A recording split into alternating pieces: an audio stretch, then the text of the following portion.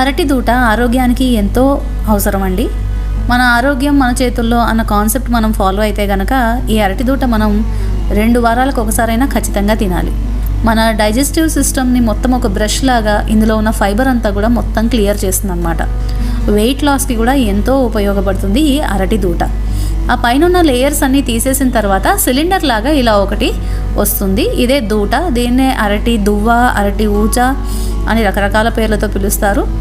మామూలుగా అయితే ఇది బనానా స్టెమ్ అంటారు ఇంగ్లీష్లో అయితే ఇది తొందరగా నల్లబడిపోతూ ఉంటుంది కాబట్టి మజ్జిగ నీళ్ళల్లోకి ఉప్పు పసుపు వేసుకుని అందులోకి తరుక్కోవాలి. ముందుగా అయితే ఎండ్స్ కట్ చేసుకున్న తర్వాత అవి పక్కకు పెట్టేసుకోవాలి. ఎందుకంటే ఆల్రెడీ నల్లగా అయిపోయి ఉంటాయి మనం కొనుక్కున్నప్పటికే. అలాగా మనం చక్రాలు తరుక్కున్నప్పుడు దాని చుట్టూరా ఫైబర్ వస్తుందండి. దాన్నంతా కూడా మనం వేలుకు చుట్టేసుకుని పక్కన పెట్టేసుకుంటూ ఉండాలి. అరటి